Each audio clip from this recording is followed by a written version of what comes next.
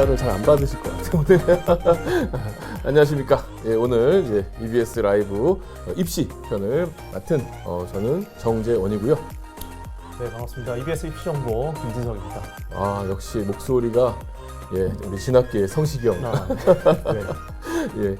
오늘 그 선생님 하루를 어떻게 네, 보내셨습니까? 오늘 정말 좀 정신 없더라고요. 일단 감독도 많이 했고 그리고 뭐 방송반을 담당하다 보니까 방송반 담당이요. 예, 타종의 듣기 평가 하다 보니까 좀 정신이 없었습니다. 근데 무엇보다 뭐 제가 정신 없는 건 괜찮은데 아이들이 더 정신 없어 보이더라고요. 오늘 오늘 이제 3개 학년이 동시에 모의고사를 보다 보니까 뭐 여러 가지 학교마다 에피소드들도 많이 있을 것 같고 또 아이들은 또 아이들대로 여러 부담이 있는 시험이잖아요. 그렇죠. 이 시험이라는 게 결국 자신의 전국적인 위치를 좀 확인도 해야 되고 이런 과정에서 상당한 좀 부담을 가졌던 시험일 것 같은데 오늘 뭐 아이들의 전체적인 표정 뭐 이런 것들은 좀 어땠었나요? 방금 말씀드린 것처럼 표정 자체가 좋은 친구들이 별로 없더라고요. 점심시간 말고는. 그래서 날씨는 정말 쾌청하고 좋았는데 한여름에 9월 모평이라니 아주 힘든 하루였습니다. 사실. 아마 아이들이 더 힘들었을 것 같아서 마음이 좀 쓰이긴 하네요. 저는 이제 한 학생이 그 1, 2교시 끝나고 나서 좀 잘 본 것 같다는 거예요. 자기가 평상시보다 좀 수월하게 본 것 같다. 그래서 되게 기대를 했어요.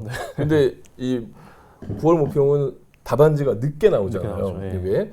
그래서 이제 답안지를 좀 늦게 학생이 이제 채점을 해봤는데 채점하고 나니까 표정이 많이 어두워져 있더라고요. 분명히 자기는 맞췄다고 해서 답을 적었는데 되게 자신 있게 답을 적었는데 꽤 많이 틀렸다.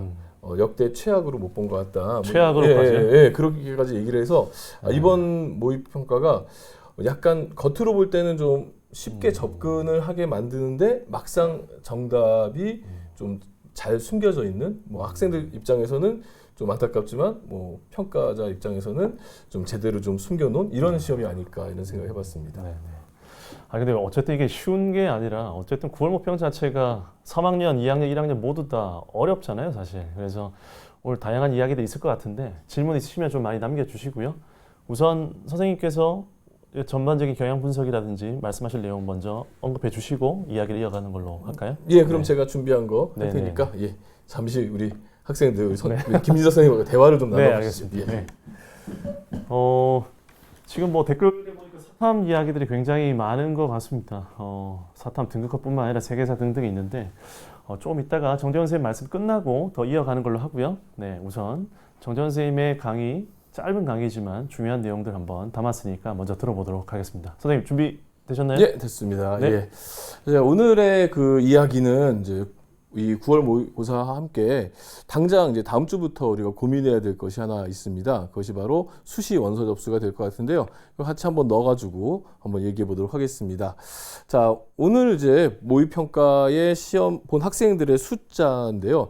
뭐 꽤 많이 늘었습니다. 지금 보시다시피 지금 뭐 졸업생하고 합쳤을 때 50만이 넘는 그런 숫자가 나오게 됐는데 작년까지는 이 많은 숫자가 졸업생들 때문에 N수생들 때문에 발생한 숫자였는데요. 올해는 특이하게도 바로 이제 재학생의 숫자가 늘면서 발생한 이런 숫자가 되겠습니다. 그래서 상당히 올해 정시의 수능까지 갔을 때 치열한 경쟁이 있지 않을까라는 이런 예상을 해볼 수가 있겠고요.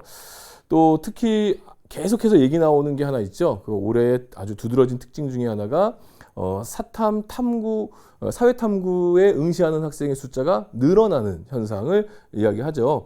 뭐 속된 표현으로 이제 사탐 런이라는 표현을 쓰는데 런이라는 표현은 좀 그게 바람직한 표현은 아니에요. 사탐으로 도망가는 게 아니라 사탐을 당당하게 선택해서 푸는 거니까요. 하지만 이공계 대학에서 과탐 대신 사탐을 볼 수 있다는 거, 이것이 이제 학생들에게 많이 작용을 하면서 이공계 지원하는 학생들 중에 상당수가 이 사탐을 선택하는 현상이 나타나게 된 건데요.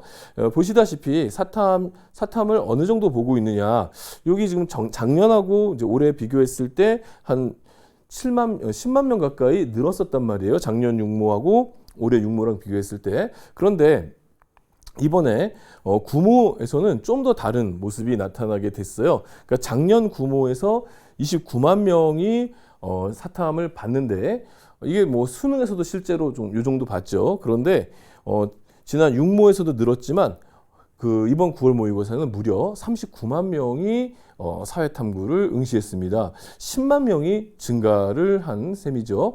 그런데 또 특이한 점은 바로 이 밑에 있죠. 과탐이 그럼 어떻게 되냐? 그럼 과탐을 포기하고 사탐을 받느냐? 그건 또 아닌 것 같아요.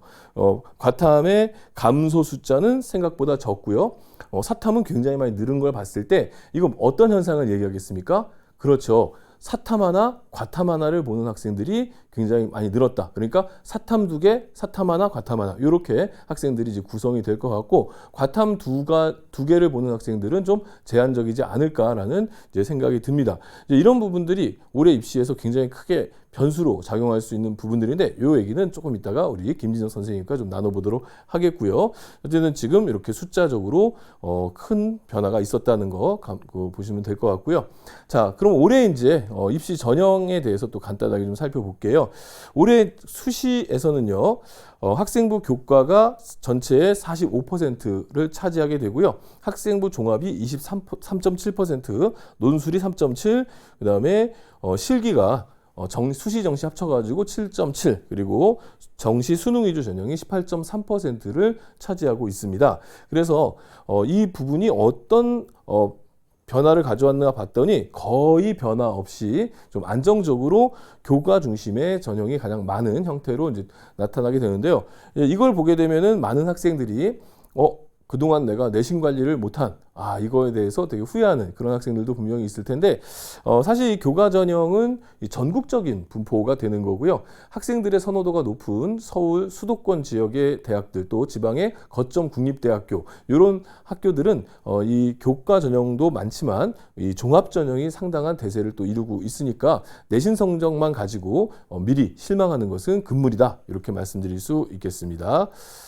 자, 그리고 올해 또 이제 당장 다음 주에 시작되는 이야기를 안 할 수가 없는데요. 수시 모집이 이제 시작이 됩니다. 현재 학생들은 수능 원서 접수를 지금 한참 하고 있을 텐데요. 수능 원서 접수가 끝나자마자 바로 수시 모집 체제로 돌아가게 되는데요. 작년하고 비교하면은 날짜는 거의 비슷합니다. 그러니까 9월 둘째 주가 날짜가 되겠죠. 그러면 지금 만약에 이 영상을 보는 1학년 학생들도 1, 2학년 학생들도 예측해 볼 수가 있거든요. 1, 2학년 학생들도 그냥 수시 원서 접수는 9월 둘째 주다 이렇게 생각하시면 됩니다.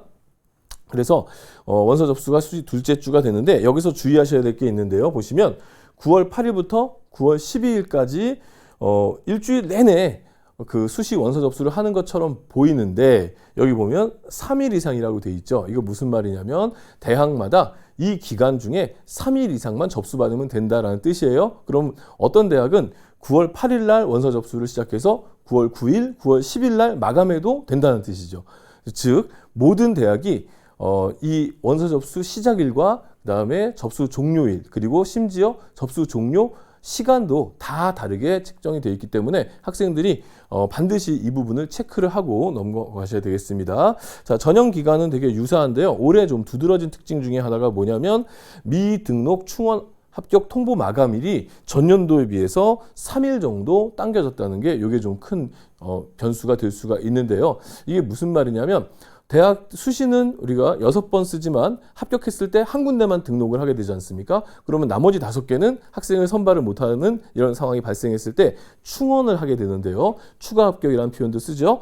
그런데 추가 합격에 할애될 수 있는 시간이 전년도보다 3일 정도 짧아졌다라는 그런 뜻이에요. 이렇게 되면은 중위권 대학을 중심으로 해서 본인들이 수시에 뽑으려고 했던 숫자만큼 못 뽑고 그 숫자가 정시로 이월되는 경향도 보일 수가 있기 때문에 이런 부분들 잘 체크하셔서 수시가 만약에 어렵고 수시에서 좋은 결과 안 나왔다 하더라도 절대로 실망하지 마시고 끝까지 수능을 위해서 열심히 노력하시고 정시까지도 바라보셔야 되지 않을까 이런 생각을 해보게 됩니다. 자, 그리고 몇 가지 또 체크하셔야 될 게 있죠. 수시에 반드시 체크하셔야 될 이 2가지 원칙 꼭 기억하셔야 되죠. 수시는 6번 쓸 수 있다. 그리고 수시에 합격하면 정시 지원이 불가능하다.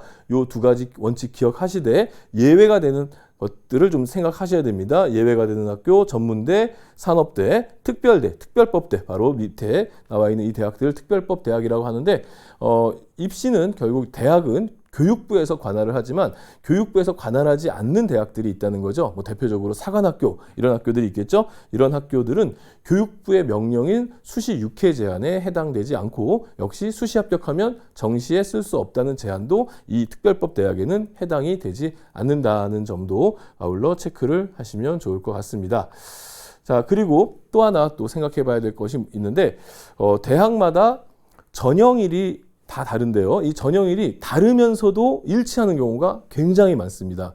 자, 지금 보시다시피 주요 대학 몇 개만 제가 뽑아봤는데 자, 어떤 느낌 드세요? 다 보시면 11월 15일, 11월 16일 굉장히 요 날짜가 많은 걸 확인하실 수가 있죠. 즉 논술이라든가 면접을 보는 그 날짜나 시간들이 겹치는 대학이 굉장히 많다는 거예요. 실제로 활용할 수 있는 날짜가 많지는 않거든요. 보통 주말에만 면접이나 논술을 보기 때문에 그래서 내가 쓴 대학들이 중복될 수가 있죠. 자칫하면은 6개 원서를 접수했는데 나중에 시간이 겹쳐가지고 2군데 정도밖에 논술이나 면접을 보러 갈 수 없는 이런 상황이 발생할 수도 있다는 점을 기억하시고 대학 모집 요강을 보시면서 반드시 전형 일자를 체크를 하셔야겠습니다. 자, 그 밖에도 이제 몇 가지 정리를 해보면은, 어떤 대학은, 한 번만 지원할 수가 있고, 한 전형에 한 번만 지원할 수 있는 반면에 어떤 대학은, 전형명이 다르면 그 명이 다른 그 모집 단위들을 다 지원할 수 있는 이런 곳도 있어요. 그래서 심지어 어떤 대학은 농어촌 전형 따로 지원할 수 있고 기회균형 전형 분리돼 가지고 따로 해서 2군데를 동시에 지원할 수 있는 대학도 있습니다. 그래서 전형 간 중복 지원이 어떻게 되는가 확인하셔야 되겠고 그리고 전형 간 중복 지원 한 대학에 여러 학과를 지원한다 해도 그거 다 수시 횟수에 들어갑니다. 이런 부분들은 체크를 하셔야 됩니다.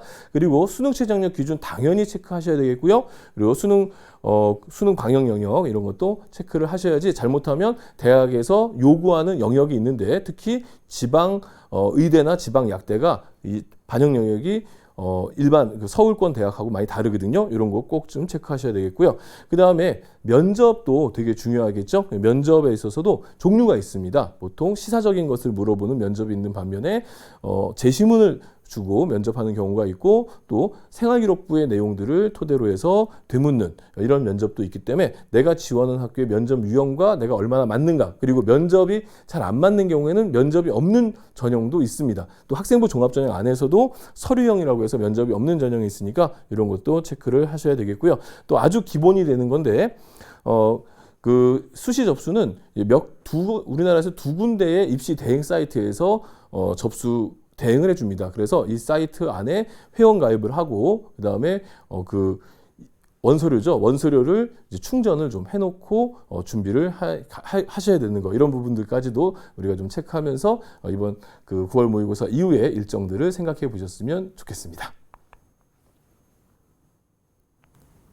네, 선생님 길게 말씀해 주셨는데 정말 감사합니다. 이게 꼭 학생들이 알아야 될 만한 내용들 다 잘 짚어주신 것 같고요. 그 사이에 또 수험생들이 또 질문들이 많이 생긴 것 같습니다. 뭐 하나하나 살펴보게 될 텐데요. 예. 먼저 저것부터 한번 살펴볼까요? 그냥 뭐 예. 바쁜데 제가 예. 먼저 한번 살펴보겠습니다. 재수생 강세 상황에서 수능에 임하는 재학생들에게 줄 수 있는 팁이 뭐가 있을까? 조언, 막판 공부법, 최저 맞추는 요령 등을 말씀하셨는데 예. 최근 뭐 계속 재수생 강세 상황인 건 맞죠. 그러니까 재수생이 워낙 뭐 잘한다는 것도 있지만 워낙 숫자가 많고 그리고 누구보다 한 해를 더했고 2해를 더했기 때문에 당연히 잘할 수밖에 없는 거라고 저는 생각합니다. 근데 그런 상황에서 학생들이 조금이라도 자신에게 맞는 방법을 찾으려면 결국 수시를 중심으로 할지 정시를 중심할지에 대한 생각들을 좀 해야 될 것 같고 만약에 수시를 중심으로 생각한다면 아무래도 수능 최저학력 기준에 초점을 맞추고 학습법을 정비해서 남아있는 이제 10주밖에 안 남았잖아요. 그 10주라는 시간 동안 저는 이렇게 생각합니다. 일주일에 한 문제만 더 맞히면 어떨까? 그것만 해도 어마어마하지 않을까요, 선생님? 그래서 그거 정도 생각해봤고 정시도 마찬가지로 어떤 영역이든 간에 한두 과목에 대해서 학생이 강점을 가지면 그걸 활용할 수 있는 경우들이 많이 있잖아요. 사실 최선호 대학을 빼고 나면 사실 중하위권 대학이란 표현이 어떨지 모르겠지만 영역을 3개만 반영한다든지 또는 그렇죠. 학생이 유리한 영역을 골라서 반영하는 대학들이 있기 때문에 그런 부분들 찾아보시면 좋을 것 같고 그렇기 때문에 뭐든 좀 집중을 하는 게 좀 좋겠다는 생각이 좀 듭니다. 네. 그러니까 지금 남은 기간이 이제 뭐 날짜로는 한 70일 71일, 남았고, 네, 남았습니다. 그다음에 네. 이제 주로는 한 10주 정도 남은 건데, 이게 자기 인생에 그냥 최고의 그 10주가 됐으면 좋겠어요. 내가 모든 걸 쏟아부을 수 있는 최고의 10주가 되면 어떨까? 이 막판 집중력이라는 것이 존재하지 않습니까? 이 막판 집중력이 무시할 수 없는 부분이에요. 굉장히 중요한 그 부분이고, 또 이때 성적이 올라가는 경우도 생각보다 많이 있습니다. 그러니까 우리 학생들이 지금이라고 해서 절대 포기하지 마시고, 또 그리고 수능은 항상 보면은 기본적으로 누구나 풀 수 있는, 누구나 하는 표현이 좀 그렇지만 어느 네. 정도 풀 수 있는 문제가 나오고, 네. 그다음에 변별력을 위해서 조금 어려운 문제들이 존재합니다. 그래서 기본적인 문제들을 잘 풀고, 이 변별력 확보를 위한 문제들을 정말 10주 안에 일주일에 하나 아니면 2주에 하나 정도씩 맞춘다 이렇게 생각한다 하더라도, 실제로 뭐 수학에서 변별력 문제가 한 6, 7문제 정도 나온다고 봤을 때 한 주에 뭐 한두 개씩만 맞춰도 지금의 시간으로는 뭐 충분히 도달할 수 있는 부분이 있죠. 이론적으로는 그렇죠. 물론 현실적으로는 어려운 부분도 있겠습니다만, 그래도 이 남은 기간 내 인생을 다 건다라는, 한번 걸어봅시다. 우리 학생들이 좀 노력해봤으면 좋겠습니다. 그리고 지금 또 이제 질문이 있는데 뭐 비슷한 질문인 것 같아요. 지금 시점에서 노베이스다. 자, 어떻게 생각하십니까? 수학, 영어, 한국사, 생명생윤이네요. 네. 보니까 국어를 뺀 거 보니까 국어는 포기란 걸까요? 잘하는 잘하겠죠. 걸까요? 잘한다고 믿겠습니다. 국어는 잘한다고 생각하고, 결국 지금 제가 처음에 사실 답을 드렸던 것처럼 결국은 학생이 지금 어떤 전형을 준비하느냐에 따라서 아무래도 준비해야 될 과목도 달라질 것 같아요. 그런데 지금 남아있는 시기에서 만약에 수능 최저학력 기준에 초점을 맞추고 있다면 제가 볼 때는 탐구 한 과목 그리고 절대평가인 영어가 더 유효한 전략이라고 생각됩니다. 특히나 탐구 한 과목을 말씀드린 이유는 지금 실제로 서울대와 경희대만 지금 탐구 2과목을 수능 최저에 걸고 있죠. 그리고 메디컬 일부 학과들만. 그렇기 때문에 그 대학을 제외한 나머지는 다 탐구 한 과목을 수능 최저로 걸고 있으니까 내가 잘하는 한 과목, 탐구 한 과목 잡으시면 좋겠고, 영어는 절대평가잖아요. 옆에 있는 사람과 싸울 필요가 없습니다. 자신과의 싸움만 이기면 되는 거예요. 그래서 방금 선생님 말씀하신 것처럼 사실 저는 선생님이 그 최고의 10주라는 표현을 쓰셨는데 저는 최악의 10주라는 생각이 떠오르더라고요. 자기 생에서 이렇게 고생한 적이 있나, 힘들었던 적이 있나, 이런 각오를 가지고 좀 준비하시면 좋겠다는 생각이 듭니다. 그렇죠. 그러니까 이런 말이 있죠. 자기가 하고 싶은 일을 하고 싶으면 하기 싫은 일을 해야 된다. 네. 이런 말이 있습니다. 네, 네. 예, 그 10주 동안 하기 싫은 일을 해서 나중에 하고 싶은 일을 하는 사람이 좀 됐으면 좋을 것 같고요. 네. 지금 나오는 질문이, 생기부에 경쟁력이 있다고 판단되는 일반 고생은 탐구영화 융합형 중에 어디에 지원하는 게 유리할까요? 네. 이건 뭐 지금 경험적으로 답이 좀 나오죠? 어떻게 생각하십니까? 일단 경험적으로 예. 탐구형 융합형이라는 표현 쓴 거 보니까 성균관대 아니면 중앙대겠네요. 같습니다. 둘 다일 예. 것 같은데, 사실 보통 일반고 학생들은 이제 탐구형 융합형 중에서는 융합형을 더 많이 지원하는 편이죠, 사실은. 그런데 중앙대를 먼저 말씀드리자면, 중앙대 같은 경우는 이제 융합형이 과거에는 재작년까지는 이제 면접이 있다가 작년부터 이제 면접이 폐지됐고, 그리고 탐구형 같은 경우는 이제 면접이 없다가 면접이 생겼습니다. 그래서 아무래도 서류형으로 바뀌면서 일반고 학생들 입장에서 볼 때는 서류형에서 자신이 보여줘야 될 최고의 장점은 사실 학업 역량이거든요. 그래서 중앙대가 제시한 어떤 그 평가 요소에서도 사실은 융합형의 학업 역량 평가가 가장 비중이 높습니다. 그렇기 때문에 학생이 만약에 학업 역량 측면에서 좀 장점이 있다, 즉 내신 성적이 교과 성적이나 또는 세부능력 및 특기사항과 관련된 부분뿐만 아니라 소위 뭐 창체에 있어서도 자신의 학업 역량을 잘 보여줄 수 있다면 융합형이 조금 더 유리해 보이고, 그것보다는 오히려 전공 적합성 쪽이 조금 더 진로 역량이라고 하는 그런 쪽 부분이 좀 더 강점이 있으면서 면접에서 내 역량을 더 잘 보여주겠다라고 하면 이제 탐구형 쪽으로 눈을 돌리는 것도 괜찮아 보입니다. 그렇죠. 그러니까 그 학교의 활동이라고 하는 것은 크게 이제 두 가지로 우리가 나눠볼 수가 있는데, 네. 학교 생활 성실히 했다라는 점. 그런데 성실히 했다는 것은 학교의 일과 중에 이제 성실히 한 것이 있고, 그다음에 이제 일과와 그 일과 외에 방과 후나 이럴 때에 뭔가 특별한 의미 있는 활동을 하는 것들이 존재할 텐데, 아무래도 탐구형 같은 경우에는 일상도 중요하지만 일상 이후, 일과 이후에도 뭐 주말이나 이럴 때 적극적으로 뭔가 해보고 또 그 경험을 해보고 그 경험을 통해서 지식을 쌓고 이런 이제 과정들이 있는 학생, 이런 학생들이 아무래도 좀 유리하겠죠. 근데 이제 일반고들이 이런 활동들이 생각보다 상대적으로 그렇게 많지는 않은 부분이 있고 일반고는 이제 일과 중에 학교의 활동으로서 이제 학생들의 이제 우수성들을 만들어가는 그런 과정들이 많기 때문에 내가 속해 있는 학교 또 나의 생활기록부 또 내 생활이 학교 생활 중심으로 일과 중에 일어난 생활기록부다라고 한다면은 융합형이 더 좋다고 볼 수가 있겠고요. 나는 그 플러스 뭔가 의미 있는 활동들을 뭐 찾아서 하든 학교에서 토요 프로그램 이런 것들을 통해서 하든 이런 의미 있는 활동들이 정말 의미 있게 기록되어 있다라고 하는 친구들은 탐구형이 좀 더 좋지 않을까 이런 생각을 해봅니다. 사실 보면 실제로 아이들이란 표현이 어떨지 모르겠습니다. 보통 보면은 그걸 자기 소리를 판단하기가 사실 좀 어려워서 이런 질문들을 많이 하는 것 같아요. 그렇죠. 사실은. 그래서 그때 가장 가까이 있는 담임 선생님을 통해서 또는 학교에서 진로 진학을 담당하시는 선생님들을 통해서 좀 힌트를 얻으시면 좀 좋을 것 같고요. 그 다음에 좀 이어서 학종 지원 시기까지 경쟁률을 확인해야 되느냐에 대한 질문이 있습니다. 네. 사실 뭐 이건 제가 먼저 말씀드리자면 예. 네. 학종 지원 시기까지 경쟁률을 확인해야 되느냐 이건 학종만이 아니라고 저는 생각합니다. 사실 이 질문을 한 이유는 사실은 이해가 됩니다. 학종 같은 경우에는 어느 정도 내가 지원하려고 하는 학과가 정해져 있다라고 생각을 많이 하시잖아요. 틀린 생각 아닙니다. 맞고요. 그런데 여러분들이 생각하는 것보다 학생부 종합 전형에 있어서 학과에 대한 어떤 폭이 좁지는 않은지 조금 더 살펴보셔야 돼요. 실례로 제가 재작년에 저희 반 학생들 같은 경우에도 저희 반 자체가 선택 과목이 비슷하다 보니까 같은 반으로 묶여져 있겠죠. 이 친구들이 1학년 때부터 3학년 때까지 비슷한 과목들을 들었고 심지어 동아리도 비슷한 친구들, 심지어 성적도 비슷했습니다. 근데 그 친구들이 하필이면 다 상경 계열을 희망하더라고요. 그러면 당연히 경영학과를 다 첫 번째로 두고 있는데 제가 그때 상담을 통해서 얘들아 경영 아니라 경제는 어떻니? 회계는 어때? 세무는? 무역은? 통상은? 이런 식으로 얘기했더니 정작 아이들이 괜찮다 이런 표현을 쓰더라고요. 그래서 조금씩 그런 부분들도 경쟁률을 끝까지 살피면서 후보군의 대학들을 좀 두고 있으면 나중에 선택의 여지가 전 생긴다고 보거든요. 그래서 교과 전형이나 논술 전형뿐만이 아니라 종합 전형에 있어서도 내가 지원하려는 어떤 계열에 대한 부분 정도를 조금 폭을 넓게 잡아두시면 실제로 경쟁률이 너무 올라갔는데 사실 쓰면 안 되잖아요. 그렇죠.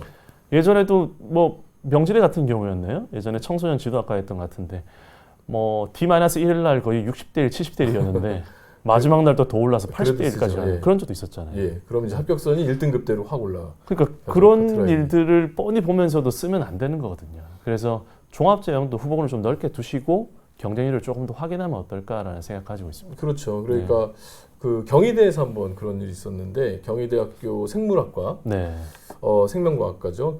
생물학과입니다. 생물학과인데 서류평가 점수가 이제 굉장히 높은 학생임에도 불구하고 그 학과가 49대 1이었어요, 경쟁률이. 예, 그래서 다른 과를 썼으면 붙었을 서류평가 점수였는데 그 학과를 씀으로써 이제 탈락을 하게 됩니다. 근데 생물학과도 그렇고 지금 말씀했던 이제 상경계열도 그렇고 사실은 이제 대학교 홈페이지나 이런 데 들어가 보시면은 그 학과의 교육과정이 나와요. 커리큘럼이라는 게 나오는데 되게 비슷한 경우가 많이 있습니다. 예를 들어서 생물학과 같은 경우에는 농과대학이랑도 또 되게 비슷한 부분이 있고 또 경우에 따라서 이제 식품 관련된 학과도 굉장히 비슷한 교육과정을 갖추고 있거든요. 그렇게 되면 생물학과를 합격할 수 있는 확률보다 농과대학에 합격할 수 있는 확률이 좀 더 높을 수 있기 때문에 좀 틀어서 해볼 수도 있고 또 경쟁률도 그만큼 더 상대적으로 낮으니까 합격의 확률이 올라갈 수도 있다는 점도 우리 학생들이 좀 생각했으면 좋겠어요. 네, 지금 또 좋은 질문이 왔는데 질문도 좋은데 댓글이 자꾸 이제 정답이 뭐냐고 자꾸 묻네요. 근데 친절한 친구들이 답을 올려주고 있습니다. 천사들이 있네요 보니까. 내신 5점대 후반입니다. 사실 학교에서 따지자면 중간 이하의 학생으로 볼 수 있는데 사실 그 친구들 입장에서는 일반 대학뿐만 아니라 전문대학까지 함께 고민하는 친구들이 많을 겁니다. 근데 실제로 5점 초중반 이후의 학생들이 하더라도 어느 지역에 있느냐에 따라서 지역의 대학들을 지원하는 데 큰 무리가 없을 수도 사실 있습니다. 그래서 지금 다음 주에는 일반 대학의 수시 원서 접수가 있기 때문에 일반 대학에 좀 집중해서 보시되 그리고 앞으로 더 이후로 9월 말 10월 초까지 전문대학 접수가 또 이어지거든요. 그래서 전문대학 접수하기 전에 일반 대학 고민을 하시고 대신에 그 이후에도 전문대학에서 내가 특히나 가장 중요한 포인트가 뭐죠, 선생님? 전문대는 학과잖아요, 그렇죠? 그렇죠. 그래서 네. 내가 관심 있는 학과들 그리고 내가 아무래도 진로나 또는 취업에 있어서도 좀 유리하다고 생각되는 그런 학과들을 좀 추려서 전문대학 지원하시면 좋겠고 특히나 전문대학은요 대부분의 대학들이 한두 학기를 반영합니다. 그렇기 때문에 자기가 잘한 한두 학기 게다가 좀 더 하자면 요즘은 사실상 성적이 조금 많이 낮아졌기 때문에 내가 원하는 학과만 좀 잘 찾으시면 진학할 수 있는 대학 찾는 건 그렇게 어렵지 않습니다. 네, 그 전문대 관련해서 이제 아주 재밌는 사례가 하나 있어요. 제가 아는 장학사님이 한 분 계신데 네. 이분은 이제 전문대로 들어갔어요. 네. 그래서 안경 쪽에 이제 전문대를 들어가셨는데 그 전문대 다니면서 다시 이제 편입 준비하고 편입을 한 2번 하셔가지고 아주 서울의 유수한 대학을 졸업하시고 교직으로 계시다가 이제 장학사도 하시고 뭐 그러신 분이 있어요. 실제로 전문대에도 그냥 예. 바로 일반 대학 연계 편입이 되는 그렇죠, 학과들 꽤 많죠. 그렇죠, 그렇죠. 예. 그래서 이분은 뭐 재밌는 에피소드가 이제 그 담임을 할 때 아이들이 조퇴 사유 중에 안경이 망가져서 조퇴하는 경우가 있잖아요. 그러면 이제 불러서 내가 네, 고쳐줄게. 네. 그래서 다 고쳐주고 그랬던 분이 있는데 이제 물리치료를 전공해야 될 것 그것도 같습니다. 좋습니다. 네. 예, 그래서 이제 그 선생님 그 아이가 이제 한 사람이 전문대를 갔다고 해서 거기서 그치는 게 아니고 그것은 하나의 이제 또 다른 기회의 문이 열리는 거라고 생각을 하셨으면 좋겠어요. 그래서 5등급 때 저는 뭐 당당하게 본인이 갈 수 있는 대학을 중심으로 해서 지원하시고 뭐 합격하시면 또 그 길에서 또 다른 길을 찾아보는 것도 좋지 않을까 이런 생각을 해봐요. 네. 검정고시 생긴 것 같아요. 검고생. 네, 요즘 검정고생. 학생들 약자를 참 좋아하죠. 네. 예, 검고생도 이제 수시 지원이나 정시 둘 다 가능하나요?라고 되어 네. 있는데 자 어떨까요? 보통 일반 전형은 사실 큰 제한이 없는데 제한이 없다라고 해서 더 수월하다는 의미는 아니잖아요. 그렇죠, 그렇죠. 그래서 제한은 없지만 현실적으로 눈높이를 그렇게 높이기는 사실 쉽지는 않습니다. 예, 그런 정도로 말씀드려야 될 것 같고 정시는 근데 사실은 학생이 그렇죠, 하기에 그렇죠. 나름인 거죠, 사실은. 그러니까 논술은 문제가 없고요. 네. 그 다음에 검정고시 점수를 등급으로 환산해주는 네. 교과 전형이 이제 일부 지방 소재 대학에 있거든요. 그런 데는 문제가 없고요. 정시에 당연히 문제가 없습니다. 근데 이제 학생부 종합 전형에서는 이제 반영을 해줍니다. 학생부 종합 전형도 검정고시생이 응시할 수 있는 학교들이 있는데 문제는 보통 이제 그 학생부 종합 전형인데 이제 검정고시생이 합격하는 케이스들은 순수한 검정고시라기보다는 대안학교 출신들이죠. 대안학교가 이제 학력 인정을 못 받으니까 이제 검정고시로 이제 들어오는데 걔네들이 이제 대안학교 생기부가 좀 있어요. 그래서 이렇게 들어가는 경우들이 있다. 그러니까 학종은 좀 현실적으로는 쉽진 않다. 다만 나머지는 일반 전형이니까 본인의 논술 실력이라든가 수능 실력으로 네. 충분히 해볼 수 있을 것 같고요. 자, 지금 농어촌 지원에 있어서 고려해야 될 것도 묻고 있네요. 네. 농어촌 같은 경우는 사실 자격 조건 반드시 확인하셔야 되고 6년 또는 12년 예. 대충 다 알고 계실 거라 봅니다. 자격 조건 반드시 확인하시고 그리고 자신이 갖춰야 될 서류들은 미리미리 좀 준비해 두십시오. 나중에 그 서류 미비로 인해서 진학이 안 되는 경우도 종종 있거든요. 그 담임 선생님과의 그 관계에 있어서도 사실은 서류 때문에 선생님들 굉장히 힘들어 하십니다. 미리 준비하시면 좋겠고 현실적으로 농어촌 지역의 학생들이 전형을 지원할 때 실제 보통의 일반 전형이라고 할 수 있는 그 전형에 비해서는 입결이 조금은 낮은 편이 사실입니다. 그런데 약간 주의하셔야 될 게 선발 인원이 상대적으로 조금 적다 보니까 변수가 좀 클 수가 있습니다. 왜냐하면 1명, 2명 뽑는데 정말로 전국에서 나보다 잘하는 친구가 한두 명만 그 학과를 썼다면 좀 안타까운 일이 발생할 수 있기 때문에 이것도 역시 일반 전형과 좀 적절하게 좀 조합을 해서 지원하는 방식이 조금 더 보편적이다라는 말씀 드리고요. 예. 아까 조금 전에 올라가는 질문 네, 중에서 저도 예. 간호학과를 예. 전문대에 써도 되냐라고 했는데 네. 자 여러분들 그 병원 가서 주사 맞으실 때 간호사가 이렇게 주사 놓으려면 어느 대학 나오셨어요? 물어보시나요? 안 물어보시잖아요. 예, 아무 상관 없습니다. 여러분 하고 싶은 일을 할 수 있다면 그것이 전문대라도 뭐 가능할 수 있는 일이기 맞습니다. 때문에 뭐 얼마든지 가능합니다. 네, 실제로 전국에 있는 전문대학 간호학과는 전부 다 4년제입니다. 예, 전부 다 4년제이기 때문에 학사학위가 동일한 조건이라 보시면 되고 결국은 국가고시를 패스한 사람들이 간호사가 되는 겁니다. 예. 그 조건 똑같기 때문에 가서 열심히 공부하시면 됩니다. 예, 이제 뭐 지원 인원 지원자 인원 증가. 그러니까 아마 올해 그 인구 증가를 이야기하는 것 같아요. 네. 예, 그랬을 때 정시 상황을 어떻게 바라보느냐, 뭐 이제 점쟁이가 되셔야 될 것 같습니다. 어떻게 바라보시고 계십니까? 정시 입시 상황요. 일단 뭐가 있어야 점을 칠 것 같은데, 예, 사실 지원자가 늘게 되면 긍정적인 측면, 부정적인 측면이 다 사실은 있는 거죠. 어떻게 하느냐에 따라 다른 건데, 결과적으로 보면은 학생들이 숫자가 10명이 아니라, 극단적으로 얘기해 볼게요. 10명이 아니라 100명이 됐다면 결국 1등급을 받을 수 있는 학생 숫자, 2등급을 받을 수 있는 학생 숫자가 좀 느는 거죠. 그러다 보니까 수시로 보면 수능 최저를 충족할 수 있는 학생 숫자가 좀 늘 수 있는 거고, 정시로 보면 오히려 역설적으로 나만 좋은 성적을 받은 게 아니라 다른 친구도 작년에 비해서, 재작년에 비해서 흔히 얘기하는 상위권 학생들 숫자가 조금은 더 늘 수 있겠구나라는 생각은 좀 하셔야 되지 않나 생각됩니다. 네. 그렇죠. 올해 그러니까 결국 대학 입시라고 하는 것은 모집 인원과 그것을 도전하는 학령 인구 간의 경쟁에서 발생을 네. 하는 것이기 때문에 인구가 늘어났다는 얘기는 결국 경쟁이 치열하다는 얘기고, 또 작년에 비해서 최상위권 학생들을 끌어들이는 이제 메디컬 계열의 학과들이 재작년 수준으로 이제 인원 조정이 되었기 때문에 치열할 수밖에 없지 않을까, 뭐 이런 것은 뭐 충분히 점쟁이가 아니라도 이제 예상해 볼 수 있는 것 같고요. 근데 중요한 건 내 점수예요. 내가 몇 점을 받느냐가 더 중요한 부분이니까, 누가 몇 점 받았다, 이건 나중 문제입니다. 나중의 문제고, 예를 들어서 수학에서 본인만 92점, 96점을 받으면 세상이 어떻게 바뀌어도 1등급이 변하지 않습니다. 그러니까 본인 것을 잘 챙겨서 점수를 한 문제를 더 맞춰서 자기 점수를 하나하나 올리는 쪽에 좀 신경을 쓰는 게 더 좋지 않을까, 이렇게 생각을 해보고요. 지금 보면 이제 논술 준비한다고 해서 하루에 이제 한두 시간씩 논술을 하는데 이러다가 이제 정시도 흔들리는 게 아니냐, 이런 걱정을 하고 있고, 또 논술은 경쟁이 세니까 역시 또 그런 걱정이 큰 것 같은데, 네. 자, 어떻게 생각하시나요? 하루에 한두 시간씩 쓴다는 얘기는 하루에 한 대학을 본다는 얘기잖아요.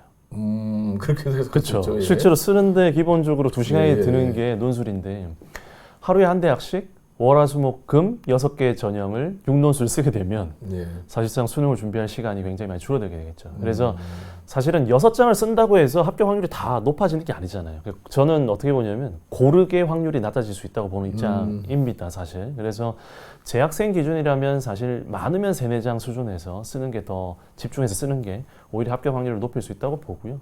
실제로 학생들이 논술에 있어서도 경쟁률에 대한 우려가 많은데, 일례로 작년에 이제 한양대 인터컬리지 같은 경우가 수능 최저 3합치를 처음 걸고 네. 경쟁률이 뭐 140대 1, 160대 1이 나왔는데요. 실제 그 수능 최저 3합치를 충족한 학생들의 비율이 40% 남짓입니다. 그리고 경희대도 이하보라는 수능 최저를 걸고 한 40% 남짓이었고요. 근데 제가 이 두 대학을 말씀드린 이유가 뭐냐면, 그 두 대학이 실질 경쟁률이 그나마 굉장히 높은 대학이라서 그렇습니다. 예를 들어서 동국대나 한국외대 같은 경우는 실제 만약에 100대 1의 경쟁률이었다면 실제로는 30대 1이 안 되잖아요. 그런 대학들도 있기 때문에 학생들이 수능 최저 학력 기준에 좀 집중하시면 논술에 있어서도 충분히 경쟁력을 가질 수 있다고 생각됩니다. 예, 그렇죠. 그러니까 논술은 저는 이제 논술은 결국 터득이다라고 생각을 하거든요. 터득. 그러니까 내가 이런 글을 쓰면서, 또는 이제 수학의 이제 문제풀이 그 과정들을 쓰면서, 이렇게 써야 상대방이 내 글을 읽고, 또는 상대방이 내 문제풀이 과정을 보고 잘 파악하고 이해하겠구나라는 그것을 터득하는 거. 이 터득에 이제 굉장히 중요한 초점이 있다고 생각을 하고요. 또 일단 논술은 남이 보는 글이기 때문에, 남이 채점해 주지 않습니까? 채점해 주는 글이기 때문에 잘 써야 됩니다. 글을 사람이 알아보게 쓰셔야 되는 게 일단 기본이 되는 겁니다. 그래서 네. 연습을 통해서, 연습을 할 때도 좀 차분하게 누군가 알아볼 수 있도록 쓰는 거. 그게 내용적으로든 또는 형식적으로든 알아보게 만드는 부분고, 그 부분이 있는 거고, 그것을 터득하는 거. 이것이 이제 논술의 핵심이다. 이렇게 정리해 볼 수 있을 것 같습니다. 네. 예, 뭐 지금 탐구 말고 국영수만 올라도 대학이 크게 바뀔까요? 네, 대학은 안 바뀌죠. 네가 바뀌죠. 네. 예. 그래도 뭐 탐구 말고라는 표현을 굳이 쓸 필요는 없을 것 같습니다. 네. 탐구든 국수형이든 뭐든 어떤 과목이든 한 과목 또는 두 과목은 저는 충분히 할 수 있는 시간이라고 생각하거든요. 근데 그 두 과목만 잘해도 사실은 갈 수 있는 대학이 있습니다. 여러분 아무래도 수도권에 있는 대학 관심 있으시잖아요. 예를 들어서 가톨릭대 같은 경우도 두 과목만 반영하는 전형이 있어요. 그래서 어떤 영역이든 내가 장점을 가졌을 때 실제로 그걸 활용할 수 있는 전략은 반드시 있습니다. 그렇기 때문에 남은 기간 동안 단 한 과목이라도 최선을 다해서 성적 정말 올릴 수 있게끔, 제가 아까 말씀드렸잖아요. 일주일에 한 문제, 그게 영역이 안에 어떤 영역을 따질 필요도 없습니다. 그 정도만 할 수 있어도 아니면 2주일에 한 문제라도 좋습니다. 그렇게 할 수 있다면 분명히 지금보다 더 나게 원서를 쓰고 그리고 또 좋은 대학에 합격할 수 있지 않을까 싶습니다. 예, 좀 글 올라오는 것들이 대부분 지금 내가 몇 점인데 네. 몇 번 문제 아직도 세계사 8번에 나와 있는 나라를 못 찾고 있는 학생들이 있고요. 예. 네. 영어 79가 3등급입니다. 3등급 될까요? 되죠. 영어 79 3등급 맞습니다. 네. 예, 좀 억울한 3등급이 되겠죠. 한 문제만 더 맞췄으면 이제 네. 2등급이 됐을 텐데요. 네. 예, 등급컷 언제 뜨나요? 등급컷 아직 멀었습니다. 뜨려면. 근데 영어 79, 3등급은 왜 물어본 거예요? 그러니까요. 아직까지 상대평가로 알고 있는 건가요? 그럴 수 있네요. 예, 영어 네. 절대평가입니다. 80점 미만은 3등급입니다. 예, 그러니까 79점 3등급 맞습니다. 근데 저건 정말 어려운 질문이라 제가 질문 드릴게요. 예, 예, 예. 수시에 올인할지 정시를 대비할지 결정이 어렵다고 했습니다. 그 외에 정보는 없어요. 도대체 어떤 기준으로 판단해야 될까? 외모로 판단할 수는 없잖아요. 네. 지금 아마 저 질문을 한 학생은 2학년일 가능성도 좀 있어 보이거든요. 왜냐하면 지금 당장에 70여일 남은 수능인데 네. 뭐 그 대부분의 학생들은 수능에 올인이라는 표현도 참 표현이 좀 그런데 네. 수능에 많은 비중을 맞춰서 할 겁니다. 그리고 학교에서도 아마 지금 학생이면 학교 3학년 2학기 보통 이제 어떤 특정 수업이 진행되기보다는 학생들에게 이제 자습이라든가 이런 시간을 많이 줘서 수능 대비를 좀 많이 하는 그런 시점이라서 아마 지금 2학년 학생인 것 같은데 너무 정시 수시 이렇게 나누기보다는 저는 그냥 학교 공부를 잘 하게 되면 정시도 잘 할 수 있는 그런 지적인 어떤 영역이 생긴다라고 좀 믿는 사람이라서 네. 수시 정시는 나누지 않았으면 좋겠고. 야, 정말 어려운 네. 질문 드렸는데 2학년이라는 걸 캐치하신 것 같아요. 근데 아니 잘못 알을 수도 있습니다. 근데 듣고 보니까 그게 맞는 것 같아요. 네. 실제로 저런 질문 자체가 3학년보다 2학년이 맞는 것 같고. 다음으로 조금만 더 질문 하나만 더 이어가 보겠습니다. 비평준화라 내신 4등급이라고 합니다. 사실 비평준에서 내신 4등급이면 나쁘지 않을 것 같은데요, 저는. 네, 근데 네. 모의고사가 왜냐면 2등급이라고 했어요. 그럼 당연히 학생들 입장에서 볼 때는 모의고사가 만약에 올 2등급이라면 예. 사실 그래도 서울에 있는 선호대학을 갈 수 있는 성적이잖아요. 그렇죠. 예, 근데 190% 정도. 어느 대학까지 가능할까, 이과냐 이렇게 물었는데 그냥 이 대학을 시원하게 밝혀야 되는 건가요, 여기서는? 분명히 최선호 대학 수준에 거의 육박하는 수준으로 갈 수 있다고 저는 당연히 보이는데 저는 여기서 느꼈던 게 비평준화라는 걸 밝혔습니다. 그리고 내신 4등급이라는 얘기는 결국 그 학생이 이 학교에서 우리 학교에서 선배들이 비슷한 성적대로 수시에 어느 정도 결과를 거두는지에 대한 부분을 먼저 확인하셔야 될 것 같아요. 그러면 정시성과 함께 고민해서 충분히 결정할 수 있을 것 같습니다. 제 생각에는. 네. 그렇죠. 그러니까 비평준화 내신 4등급이라고 하는 것은 좀 되게 추상적이죠. 그러니까 네. 비평준화라 하더라도 또 모든 학교가 다 동일한 그 상황은 아니기 때문에 일반화시키기는 어렵고 오히려 저 2등급이라고 하는 것이 좀 더 이제 일반화가 좀 가능할 것 같긴 한데 문제는 이제 2등급이라고 하는 것도 사실 수능까지 갔을 때는 이제 점수라고 하는 부분이 필요하잖아요.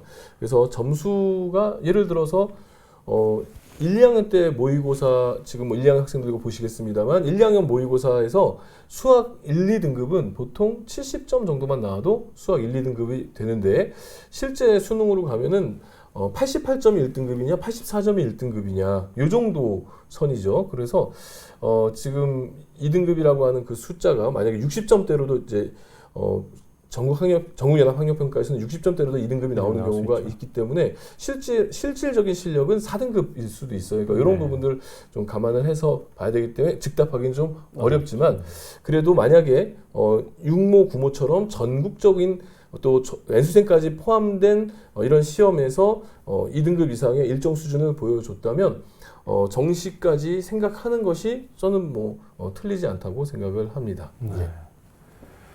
자, 또 어떤 질문이 있을까요? 어떤 점 있을까요? 네. 네. 뭐 질문 뭐 확실히 사탐에 대한 관심이 지금은 많은 것 같고요. 네. 지금 논술인강도 나오고 네. 예, 논술인강 글쎄요. 뭐 예.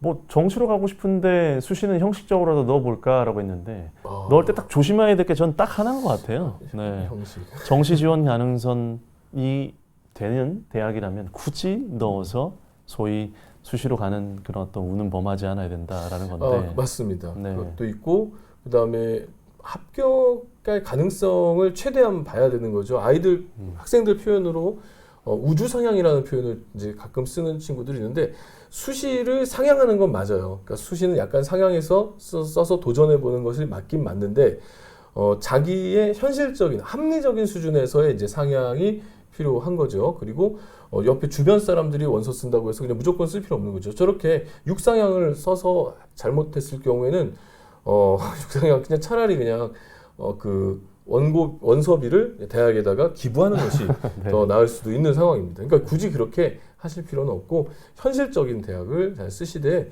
현실적인 대학은 자기 모의고사를 통해서 가늠할 수 있는 위치, 그것을 꼭 좀 챙기셔야 될 것 같습니다. 네.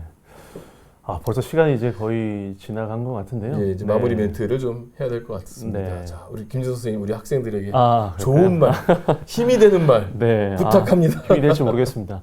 사실 오늘 그 필적 확인 문구 기억할지 모르겠습니다. 오늘 보니까 저는 굉장히 좋더라고요. 그래서 이 순간순간이 모여서 여러분 삶은 아마도 더 나은, 예쁜, 반짝반짝 빛나는 아마 보석이 될 겁니다. 남은 시간 그렇게 쉽지 않을 텐데요. 그 순간순간 잘 모아서 더 아름다운 삶이 될 수 있도록 끝까지 건강하게 잘 준비하시면 좋겠습니다. 예, 저는 아까 잠깐 말씀드렸지만 내가 하고 싶은 일이 있으면 지금 당장 내가 하기 싫은 일을 해야 한다라는 그 말 여러분들이 좀 명심해 주셨으면 좋겠어요. 그래서 남은 기간이 이제 70일 동안 정말 하기 싫은 거 열심히 하셔가지고 70일 이후에 또 더 나가서 앞으로의 그 인생에서 하고 싶은 거 마음껏 하시면서 사시는 여러분들이 됐으면 하는 그런 마음을 전하면서 자, 오늘 이렇게 좀 마무리를 하는 게 좋을 것 네, 같습니다. 맞습니다. 자, 오늘 시험 보시느라 고생 많이 하셨고 남은 기간 열심히 하시기 바라면서 저희는 이만 물러가겠습니다. 물러가겠습니다. 여러분 안녕. 안녕.